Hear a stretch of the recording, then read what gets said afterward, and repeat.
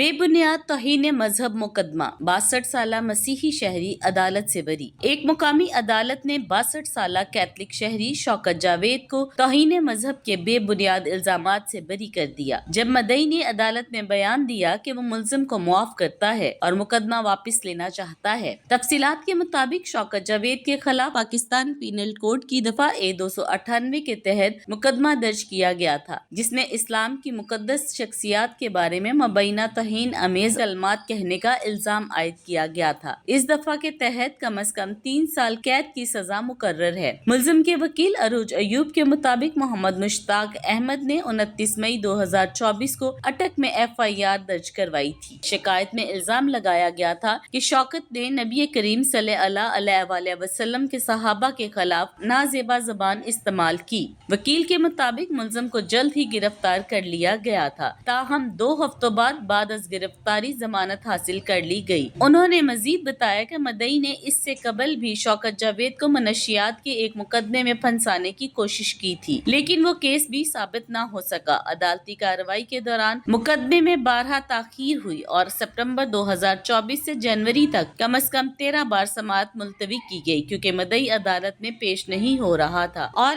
استغاثہ بھی کوئی ٹھوس ثبوت فراہم کرنے میں ناکام رہا۔ 6 مارچ کو وکیل نے ضابطہ فوجداری کی دفعہ 249 کے تحت بریت کی درخواست دائر کی، جس میں شواہد کی عدم موجودگی کو بنیاد بنایا گیا۔ سماعت کے دوران مدعی نے عدالت میں ملزم کو معاف کرنے کا بیان دیا، جس کے بعد عدالت نے مقدمہ نمٹا دیا اور شوکت جاوید کو بری کر دیا۔ شوکت جاوید نے بتایا کہ یہ سارا معاملہ ان کے پڑوسی کے ساتھ ذاتی تنازع کا نتیجہ تھا۔ ان کے مطابق وہ ایک مسیحی قبرستان میں اکیلے رہتے ہیں اور بطور نگران خدمات انجام دینے کے ساتھ گھروں کی پینٹنگ کا کام بھی کرتے ہیں۔ انہوں نے الزام لگایا کہ پڑوسی قبرستان میں کچرا پھینکتا تھا، جس پر جھگڑا ہوا۔ انہوں نے کہا کہ رہائی کے بعد بھی وہ وہیں مقیم ہے اور علاقے کے دیگر مسلمانوں کی جانب سے انہیں کسی قسم کی دشمنی کا سامنا نہیں کرنا پڑا۔ لاہور میں قائم قانونی امداد فراہم کرنے والے ادارے کے ڈائریکٹر سنیل کلیم نے کہا کہ یہ کیس پاکستان میں توہین مذہب کے قوانین کے ممکنہ غلط استعمال کی